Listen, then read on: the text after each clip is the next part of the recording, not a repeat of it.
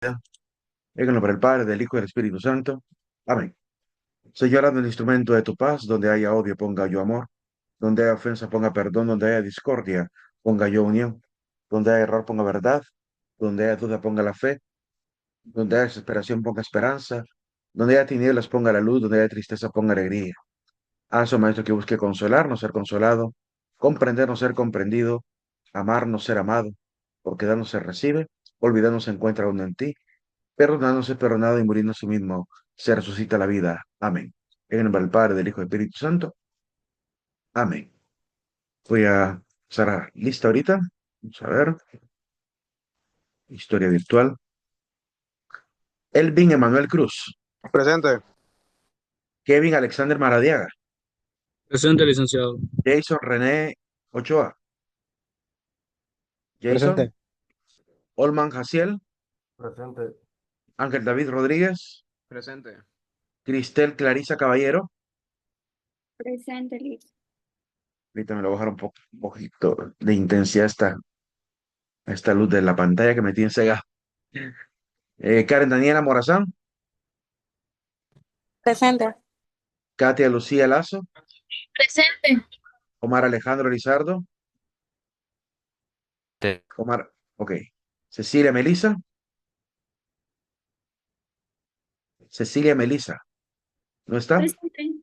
Ok. No. Stephanie Yareli. Stephanie Yareli. ¿No está? Rosemary Azucena. Presente, Liz. Ok. Pedro Fernando Jr. Pedro Fernando. ¿No está? David Jared Mengíbar. Presente, buenas David. tardes. Ok. Delmi Alejandra Espinal. Presente. Rosani Giré Ortiz. Rosani Giré Ortiz. ¿No está? Emeli María Urbina. Emeli María Presente, Liz. Urbina. Ok. Carlos Miguel Natarén. Carlos Miguel Natarén. Presente. Ok. Denzel Moisés Funes. No está. Presente, Lick. Ah, sí está. ¿Con qué nombre apareces? Ah, que parece como Moisés Funes. Siempre colóquenle a su usuario de Zoom el nombre completo, o por lo menos el primer nombre y el apellido al menos, para identificarlos por orden alfabético. Carlos Miguel Natarén. Ya está, ¿verdad? Ya vimos por ahí. Stephanie Alejandra Bu. Stephanie Alejandra Bu. Presente, Liz. Ok. Génesis Raquel Ordóñez. Presente. Yaudi Karina Rodríguez. Presente. Flor de María Castro. Flor de María. ¿No está? Flor de María Presente, Castro. Liz. Ok. Fabel Estrada. Él nos siguió, ¿verdad? Carmen Andrea Martínez. Presente. Mayra Celani. No siguió tampoco. Selvin David. Presente, Lick. Génesis Cristel. Presente. María José Ordóñez. María Presente, José. Liz. Rixi Pamela Asturias. Presente. Juan Andrés Portillo. Presente. Katie Juliet Maldonado. Presente. Samantha Giré Coleman. Presente. Milton Jafet Aguilar. Presente. Marilyn Soani López. Presente. Samuel Alejandro Salazar. Presente. Yasmín Ariana. Presente. Sirley Dayan. Presente, Liz. Ángelo Alessandro. Ángelo Alessandro. ¿No está? Cristian Raúl Rojas. Perdón, Cruz. Presente, Lick. Laura Cruz Pérez. Presente. María Elena Navarrete. María Elena Navarrete. ¿No está? Brittany Claros. Presente. Ok, voy a repasar a los que pudieron haber entrado recientemente. Cristel Clarisa. ¿Se encuentra? Sí, Liz, dije presente. Ok. Stephanie Yareli. No. Pedro Fernando. No. Rosani Giré, Presente, Liz. ok. Y aquí abajo, pues, al Ángelo Alessandro. Ángelo, ¿no está? Y María Elena Navarrete. Ok, listo. Dime, Noel. Licenciado, a mí me mencionó. Yo no, Eric. En Noel Edgardo, si estás aquí arriba, no te puso falla. Ah, ok, listo, gracias. Ok. Bien, vamos a continuar. Ya estamos cerquita de terminar la parte de introducción a la historia con ese tema bastante grande que se llama crisis internacionales. Donde estamos haciendo el repaso prácticamente de las diferentes épocas y las principales, digamos, aportes en cada época, personajes también que sobresalieron, además de el repaso un poco de los historiógrafos, es decir, los estilos o escuelas, digamos, de la historia de cómo se fue narrando cada acontecimiento o las características de este tipo de narrativa. Eso, nos quedamos ayer hablando un poquito de Giambattista Vico, así que falta que ver nada más un pequeño detalle de él. Decíamos que para él la historia se mueve en círculos, comparto pantalla. Para él la historia pareciera que es cíclica, porque él considera que hay tres etapas que estamos viviendo constantemente.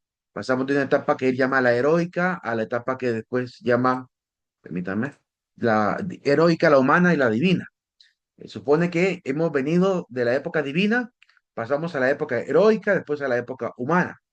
eh, Básicamente es como que él estuviese viendo desde el momento de la creación del hombre hasta la aparición de los grandes, digamos, reinos, estamos en la época, digamos, divina. Luego, cuando ya solamente los reinos se dirigen de manera, digamos, autónoma y sobresalen grandes reyes, conquistadores y todo esto, la etapa, digamos, heroica. Y por último, la etapa donde ya se acaba toda esta barbarie de conquistas y toda esta circunstancia que es considerada la edad humana. Él seguramente habrá pensado que él ya estaba viviendo en la edad que llamamos edad humana. No sería impensable que él creyera que estaba todavía en una etapa atrasada. Porque siempre estos hombres piensan en forma progresista, ¿verdad? En forma de vamos hacia lo mejor. Entonces, por el mismo positivismo de la ilustración, que genera este tipo de pensamiento positivo. Am, pues se supone que vamos otra vez entonces de la etapa humana. Si la humanidad vuelve a entrar en crisis, volveremos a un renacimiento de la edad divina. ¿Qué podría provocar esto? Pues una guerra mundial, por ejemplo, provocó que mucho cristianismo volviera a resurgir. Les pongo un ejemplo. Durante la Primera Guerra Mundial hubo un resurgimiento, por ejemplo, católico en Europa, sobre todo por aquel evento famoso de los tres niños que vieron a la Virgen de Fátima, además anunciaron que si no se convertían vendría una segunda guerra más grave todavía y cabal, ¿verdad? Tal como los niños habían profetizado por lo que le habían dicho a los niños, el mensaje que recibieron, pues profetizaron la Segunda Guerra Mundial y se cumplió. Entonces, claramente esto trajo un renacimiento prácticamente de la fe. O sea, una crisis como esta, como la de las guerras mundiales, podría hacer resurgir fácilmente, ¿verdad? La humildad del hombre, reconociendo que no lo puede todo, que necesita del auxilio de Dios, etcétera. Entonces, se supone que esa historia seguiría así, ¿verdad? La idea de una historia lineal, secular, ¿verdad? Es algo que está debatido, pues, a lo largo de la historia. Claro, Henry de Rubro, el famoso barón de Montesquieu, conde de Saint-Simon iba a decir, es el barón de Montesquieu. Recomendado literato para los que estudian derecho, ¿verdad? Léanse sus obras, sobre todo El espíritu de las leyes. Es un gran experto de la época ilustrada que habla acerca del derecho y también de la justicia a nivel de los reinos y repúblicas y todo esto. Claro, Henry de Rubro, él es un poco determinista. Él cree que hay una especie de leyes. Los pueblos de alguna manera están funcionando porque pareciera que hay una serie de leyes que están rigiendo ese comportamiento. Y él intenta encontrar cuál es ese sentido de la evolución histórica.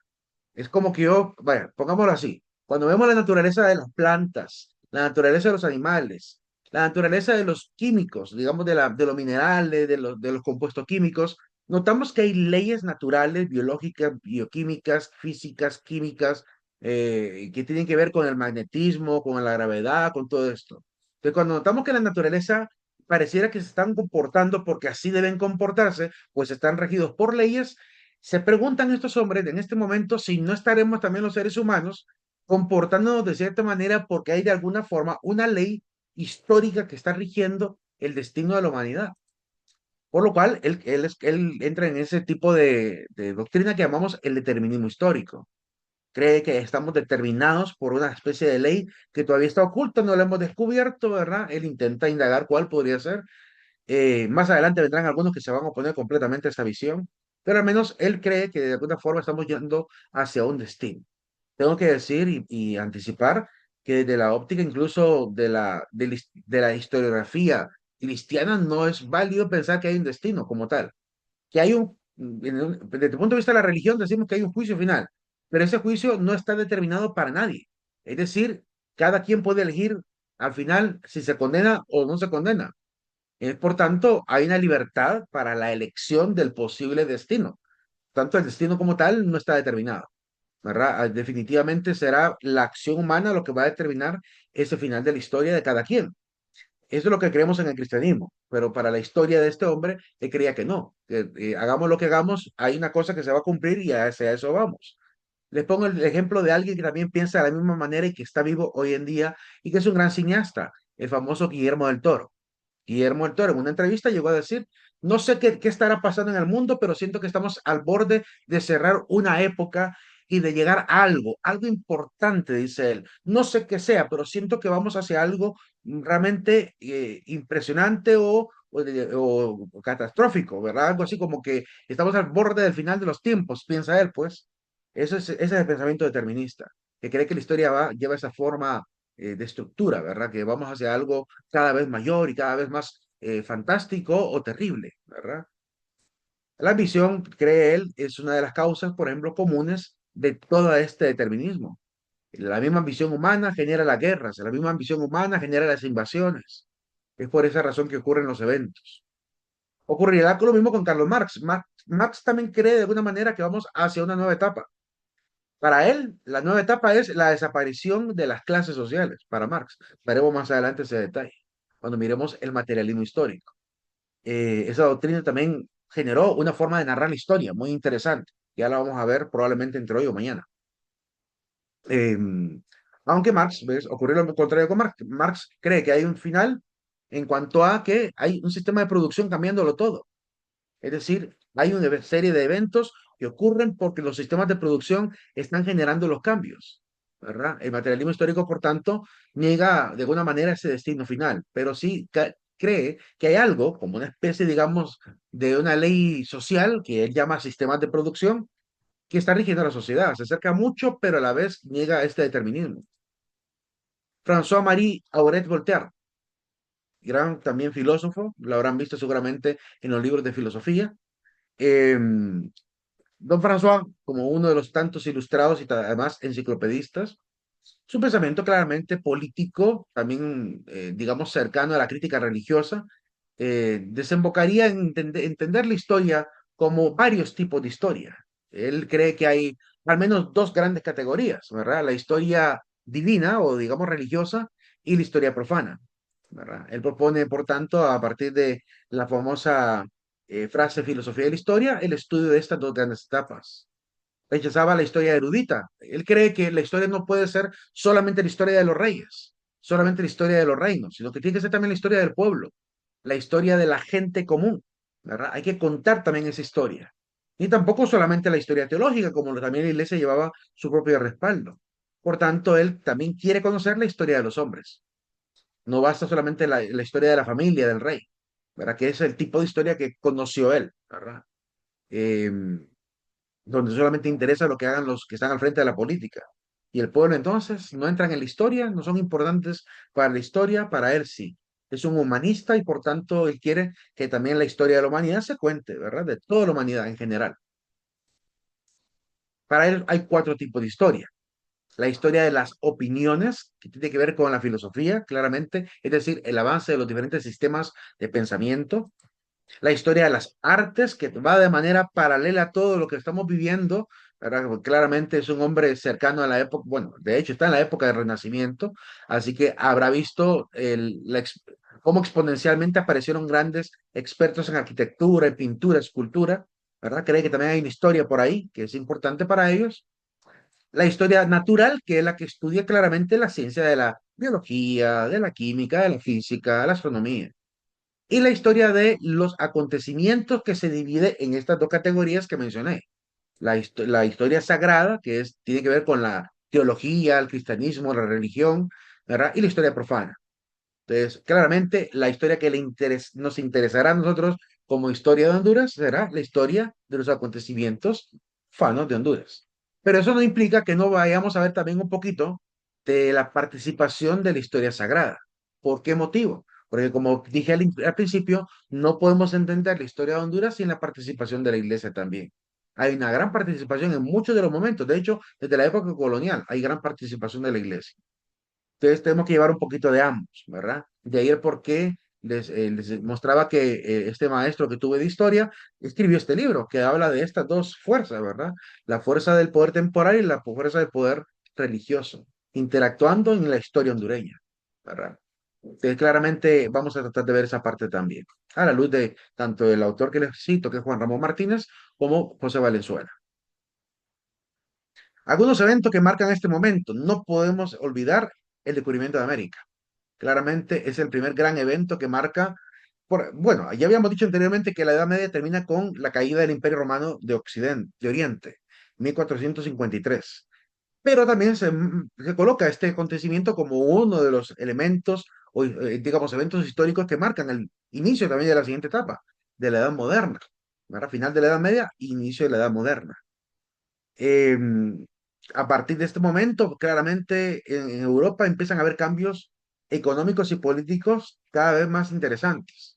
Muchos reinos van a entrar incluso en conflicto, van a entrar en enemistad, en sospecha, por el tema del poder que se está arrobando España, ¿verdad? Frente a todos los grandes reinos que creían tener, ¿verdad? La fuerza suficiente para sobreponerse a España. Pero España realmente desde las guerras que tuvieron con los musulmanes estaban bien listos para poder combatir. Hay muchas guerras navales que España le termina ganando a Inglaterra, ¿verdad? Pero claramente a los ingleses no les interesa narrar esa historia y nunca van a hacer una película de eso, porque claramente a España lo vende menos, ¿verdad? En esa historia. Ellos solo cuentan las grandes hazañas y se olvidan de las grandes derrotas. Es parte de lo que hacían también en la época de la Edad Media, ¿verdad? Que solo exaltaban lo bueno de los reyes, ¿verdad? Otro evento importante que ya más o menos había mencionado anteriormente es el tema de la reforma protestante que vino a raíz de la colecta que se hizo a nivel internacional para poder restaurar una de las basílicas de la iglesia, que fue la Basílica de Pedro, que pueden ver aquí el modelo antiguo de esa basílica, que fue sustituido por este modelo renacentista. Esta colecta que se hizo a nivel internacional, junto con, diríamos, el obsequio del Papa de otorgar el perdón a quienes colaboraran, se malinterpretó como si fuera la venta del perdón. Y esa es la razón por la cual algunos teólogos como Martín Lutero se pusieron en asombro, ¿verdad? ¿Qué está pasando aquí? ¿Cómo es eso que estamos ahora vendiendo el perdón? Porque algunos sacerdotes no supieron comunicar bien cómo era el tema. El tema era apoya a la iglesia, ¿verdad? Y el Papa a cambio, lo que te puede dar el Papa, porque lo único que puede otorgar es la indulgencia plenaria, ¿verdad? Pero no está vendiendo perdón. No es que estás comprando el perdón con la indulgencia. Es al contrario, es una recompensa, diríamos, por la buena acción que estás haciendo con la iglesia, que es diferente. La dinámica era diferente. Pero no supieron comunicarlo bien y la gente entendió, el Papa está vendiendo, ¿verdad? El perdón de los pecados.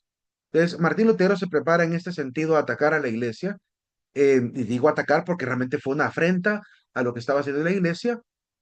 Claramente no podríamos negar que tenía en principio buenas intenciones, la intención de aclarar qué está pasando con esto, pero se le fue de las manos, ¿verdad? Todo lo que realmente logró en su cometido, pues conllevaría a un efecto dominó que les podría asegurar que si él hubiese dado cuenta hacia dónde se dirigía lo que él comenzó, yo creo que se arrepentiría de ver el extremo a lo que hemos llegado en la historia ante tanta división religiosa, por causa de lo que él comenzó. Creo que él se habría dado cuenta, híjole, si yo voy a ser el causante de este relajo que vemos ahorita en pleno siglo XXI, creo que no habría seguido en ese camino, habría intentado otra manera. Pero se dio lo que se dio.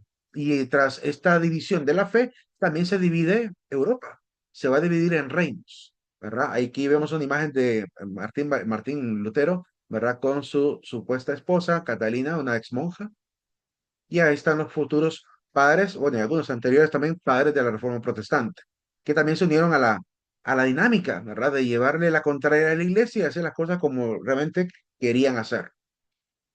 Esto provocó el divisionismo mayoritario que fue en pleno siglo XV, el año 1400 en adelante, de todas las iglesias cristianas que raramente salieron del tronco principal, que fue la línea de la Iglesia Católica. Ya anteriormente habíamos mencionado el cisma de 1054 entre católicos y ortodoxos, pero ahí había un poquito más de relación, ¿verdad? Con los hermanos de la Reforma después fue un poco más difícil poder entrar en este contacto, en esta relación. Después, prácticamente en el siglo XVII, XVIII, empezaron a haber incluso guerras religiosas, donde los reinos del norte, que se volvieron predominantemente protestantes, se volvieron enemigos de los reinos del sur, predominantemente católicos, pues llevando claramente a un desastre en Europa, ¿verdad? Vean, por ejemplo, ahí Portugal, España, Francia contra Inglaterra, Dinamarca, Holanda, ¿verdad? Y Noruega. Y claramente, ¿verdad? Wittenberg, Alemania, el antiguo imperio germano. Entonces, esto provoca también cambios históricos importantes que hay que hacerlo notar. ¿Por qué? Porque para la historia de España es importante hacer notar quiénes son sus enemigos, porque estos mismos enemigos se van a encargar de realizar toda una campaña sucia tratando de manchar el trabajo que hizo España durante el proceso de conquista y colonización americana. Les pongo un ejemplo. Hacen ver a España como el gran genocida de Europa, cuando realmente los ingleses tampoco es que fueran santos varones. Los ingleses hicieron verdaderos desastres en América del Norte, ¿verdad? Erradicaron un montón de etnias, mientras que España logró conciliar el mestizaje, es decir, hubo mestizaje. Tuvimos la oportunidad de ver a un Hernán Cortés teniendo un hijo, Martín Cortés, con una indígena, y era un adelantado colonial, conquistador, bueno, adelantado en todo caso, a favor de la corona. Y lo vemos teniendo un hijo con una indígena, a la cual hizo su esposa y a la cual incluso la hizo bautizar, ¿sí? Incluso ella se cambió el nombre de Malinali a, a, ¿cómo se llama? A Isabel, Isabel de Cortés. Eh, es decir, es una cuestión bien interesante. Mientras que en Estados Unidos, los ingleses nunca se mezclaron con los indígenas, nunca. Y de eso no quieren hablar los ingleses. De eso no quieren hablar. Pero España es la malvada, España es la terrible, cuando en realidad España logró hacer un mestizaje muchísimo más rápido que América del Norte. Entonces nos han vendido en redes sociales, en películas, en documentales, manipulados, una historia que es la historia de la leyenda negra, una leyenda negra española.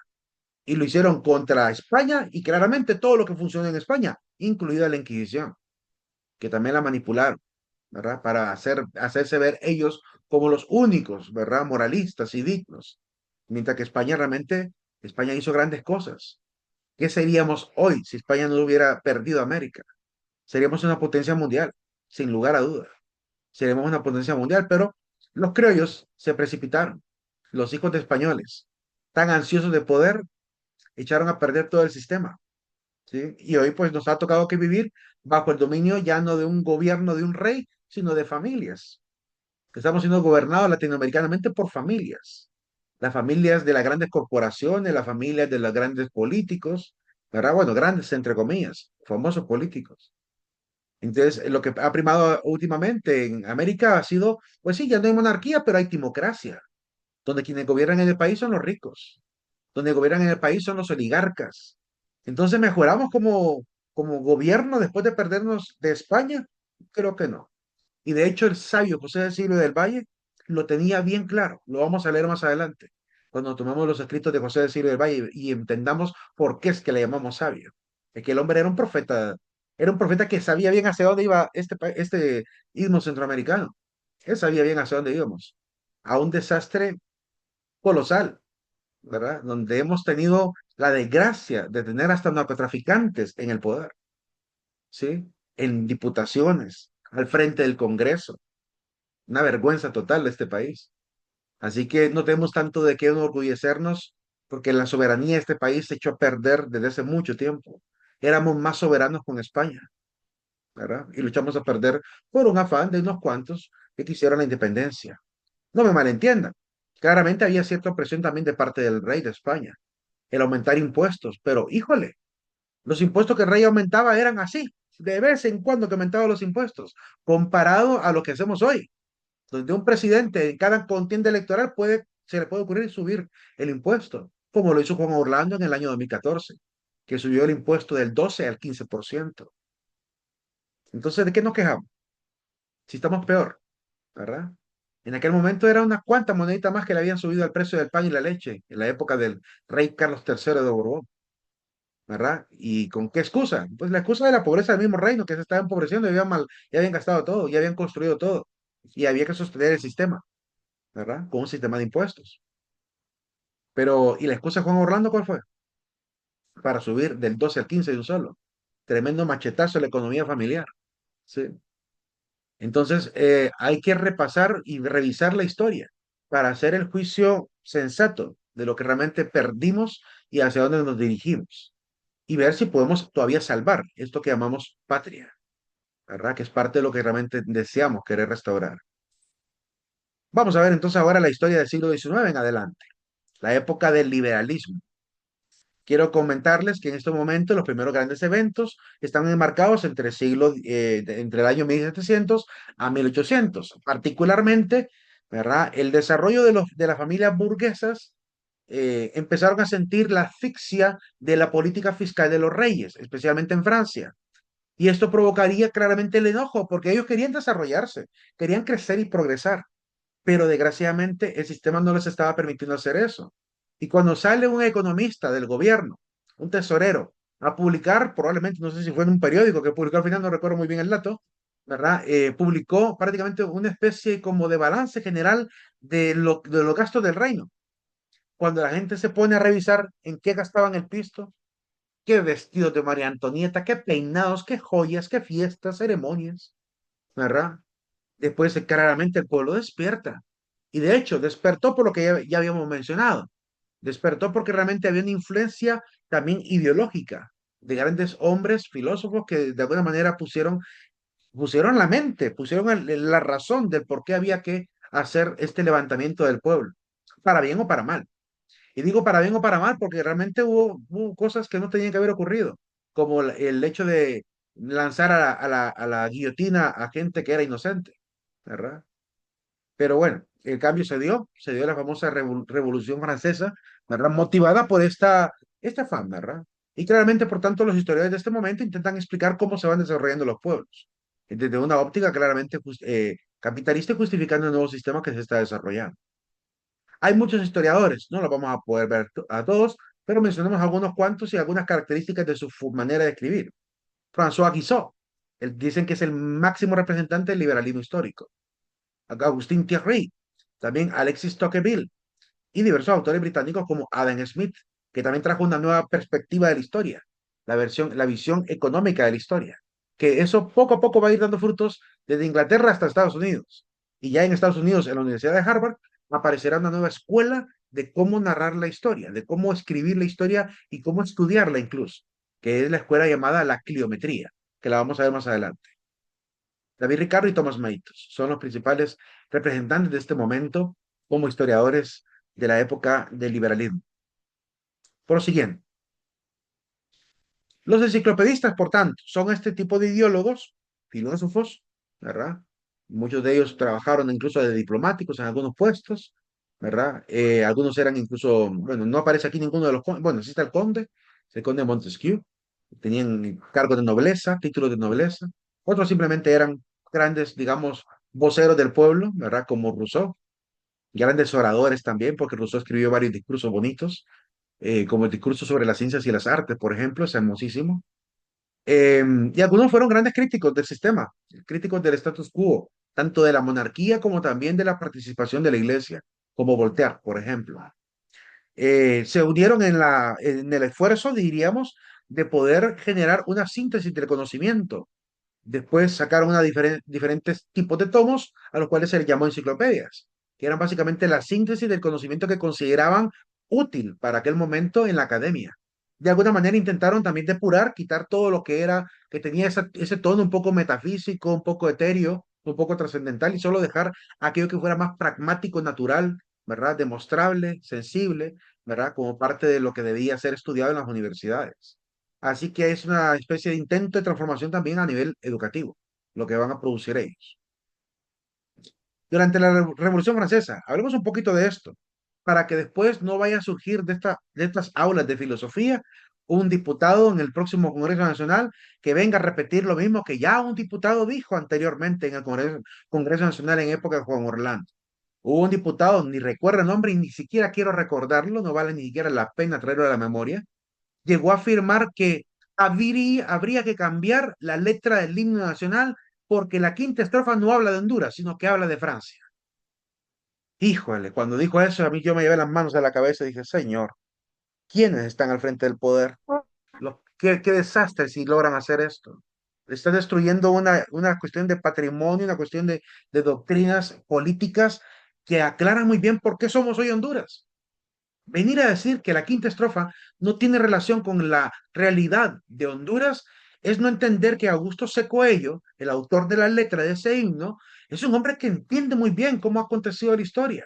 Hizo una excelente síntesis en 7 estrofas, no 8, como dijo una diputada de Libre, 7 estrofas y un coro, en las cuales hace una síntesis muy bonita de la historia hondureña desde el Colón anciano, el encontrar las Indias, el encontrar la India Oriental, las comunidades indígenas, ¿verdad? Y todos estos elementos hasta ir subiendo y subiendo hasta la época incluso de las guerras civiles hondureñas, ¿verdad? Donde hay muchos muertos por Honduras.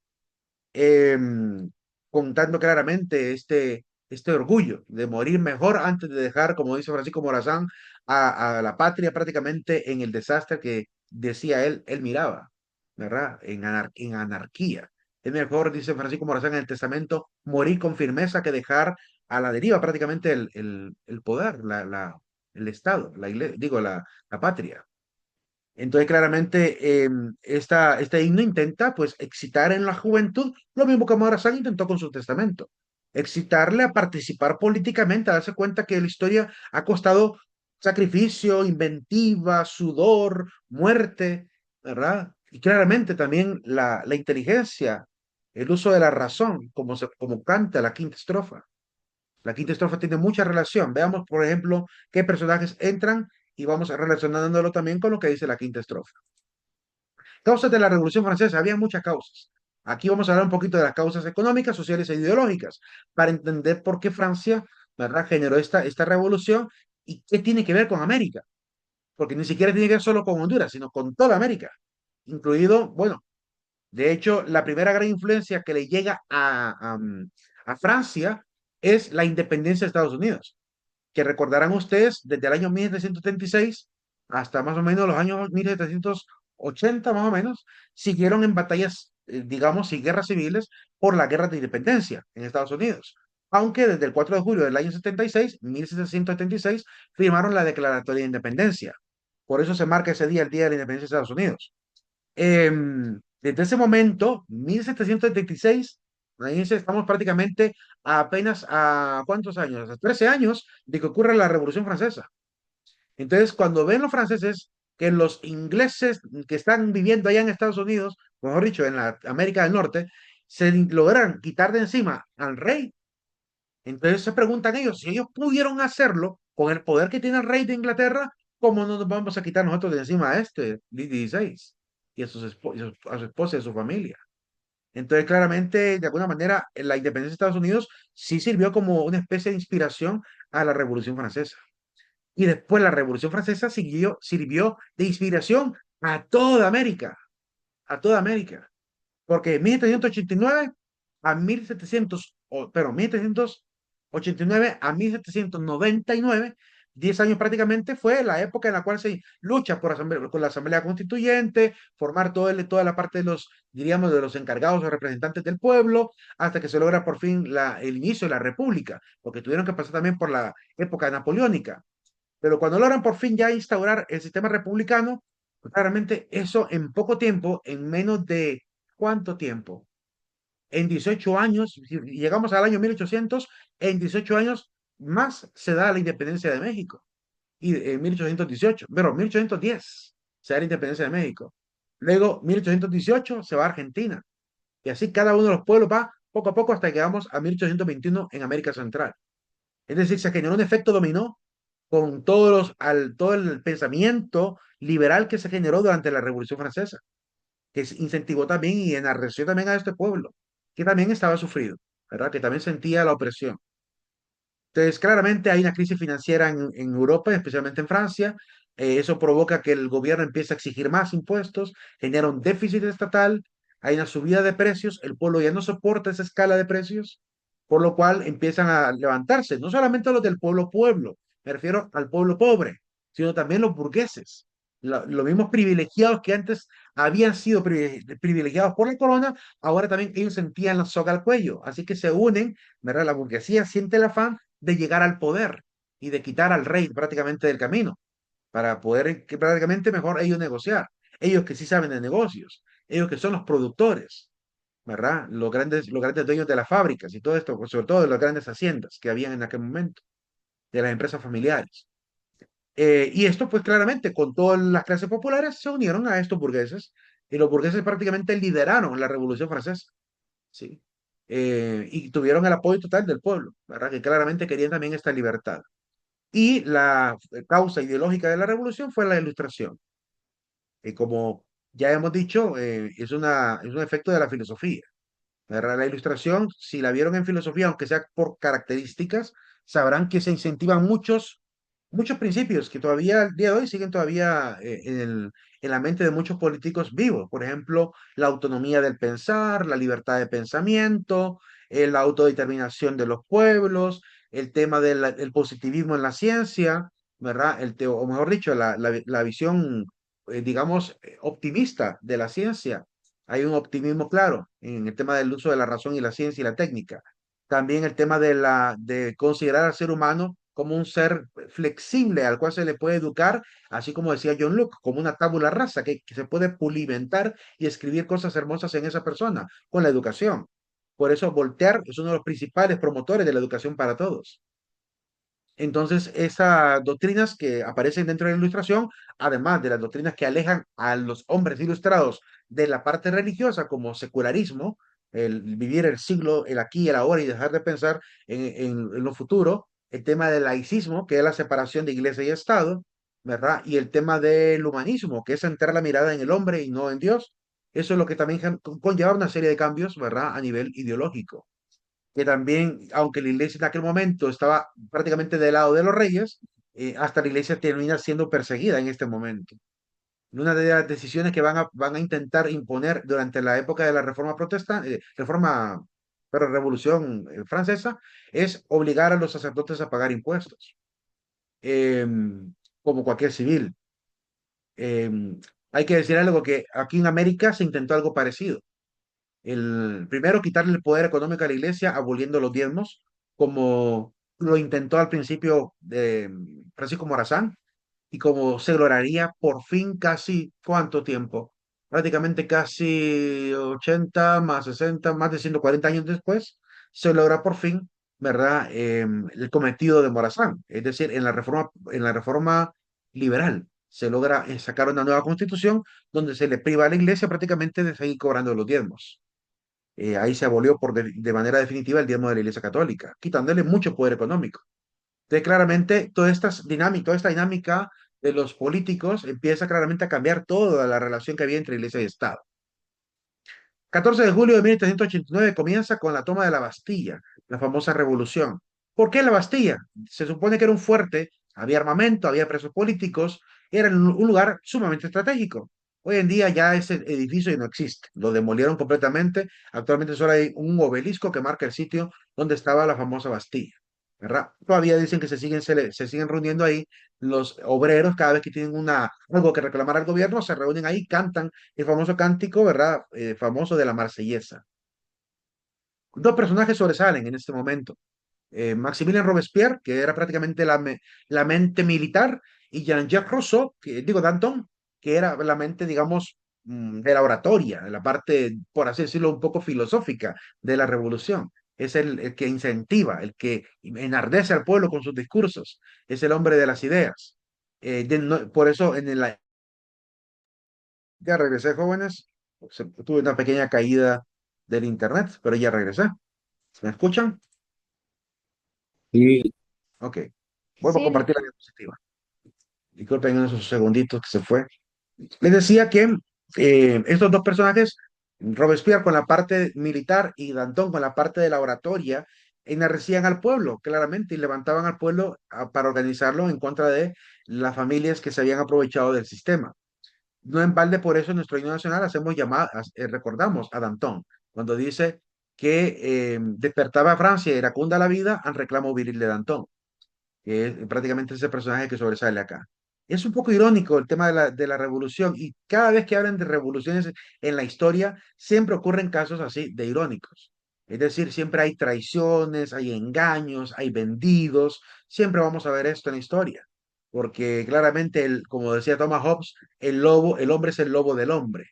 Es decir, se aprovecha el ser humano de los demás. Entonces, esto no produce la verdadera hermandad que haría grande las naciones. Siempre surge claramente traiciones, como se supone que Danton traicionó a Robespierre, ¿verdad? Que prácticamente por culpa de él lo mandan a matar.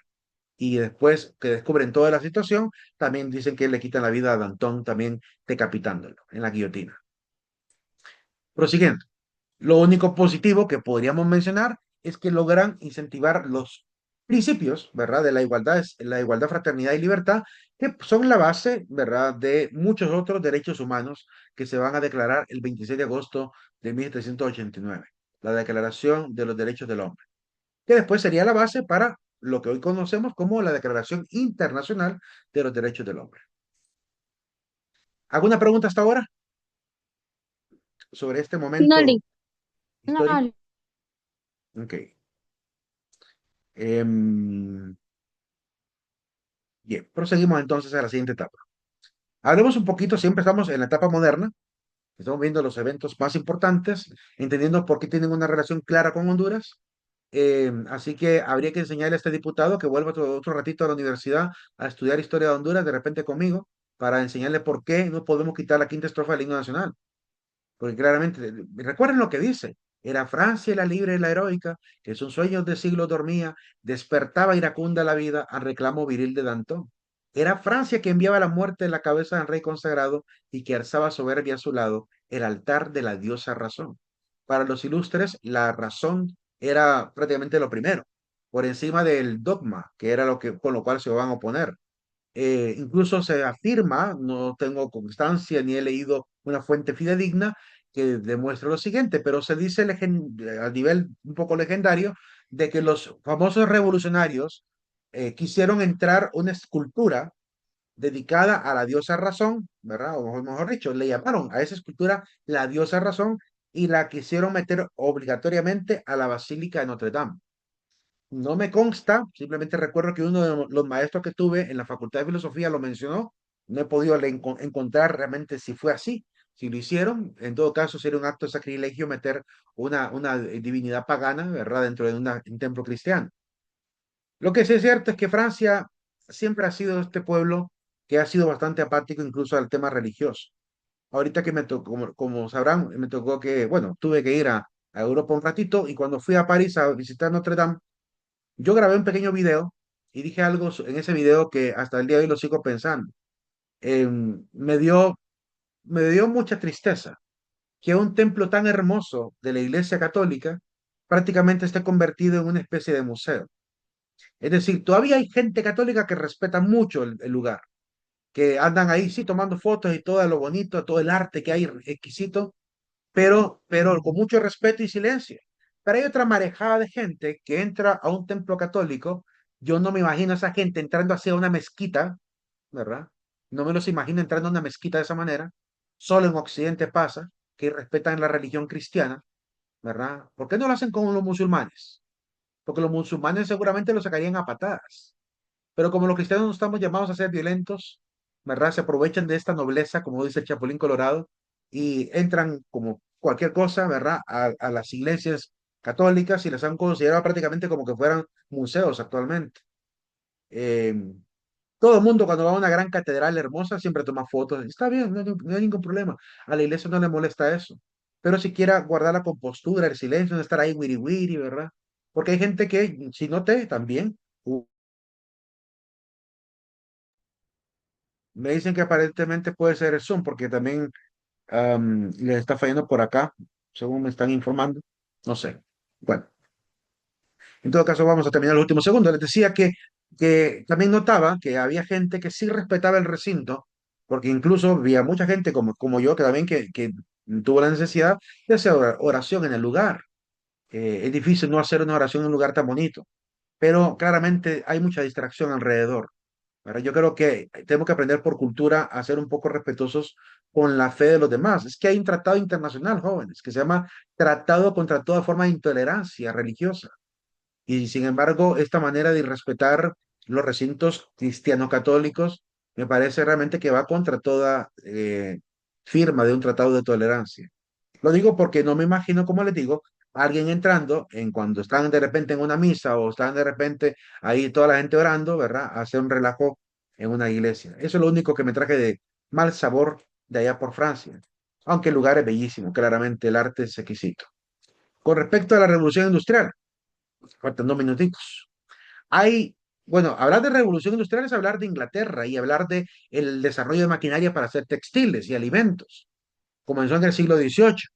Recuerden que se incentiva durante la época de la Ilustración la confianza en la ciencia y la técnica, por lo cual el efecto de tener esa harta confianza en estos dos fenómenos culturales conllevaría al desarrollo de las industrias, ¿verdad? Claramente la exploración de la ciencia, la mecánica, la física y todo esto que generaría una gran, digamos, exponencial crecimiento de tecnologías, desde el uso de la máquina de vapor, es decir, el motor a vapor en adelante. Y de hecho, por cada tecnología que fue apareciendo, así también se fue distinguiendo los tipos de era industrial, porque aparentemente han habido 3 eras industriales, aparentemente vamos ya en la cuarta era industrial. La primera era tenía que ver básicamente con el uso de la máquina de vapor, la segunda con motor de combustión, la tercera con el uso del acero y también el petróleo, y la cuarta que tiene, y también los circuitos integrados, y la cuarta tiene que ver con la nueva revolución que tenemos hoy en día, la inteligencia artificial en la industria, ¿verdad? Porque ahora, hoy en día, ya casi ni se ocupan empleados con un solo robot programado con inteligencia artificial, ya se puede armar un automóvil. Entonces, vamos hacia ello, ¿verdad? Hacia un cambio histórico muy interesante, que también nos asusta por una sencilla razón, porque eso implica que hay menos gente ganando dinero, que la gente ya no puede trabajar en las industrias porque ahora todo está automatizado. Entonces, claramente la revolución industrial va a tener unos efectos interesantes. En Honduras, ¿cómo se vivió la revolución industrial? En Honduras se intentó incentivar la llegada del capital extranjero, pero de esto les hablaré el día de mañana porque ya terminó la hora de clase. Así que nos vemos mañana, jóvenes. Me quedo nada más con Noel, que quería hacer una pregunta, una consulta de manera privada. Así que les pido ir saliendo. Si alguien más tiene alguna pregunta, hágala también. Feliz noche, licenciado. Feliz noche.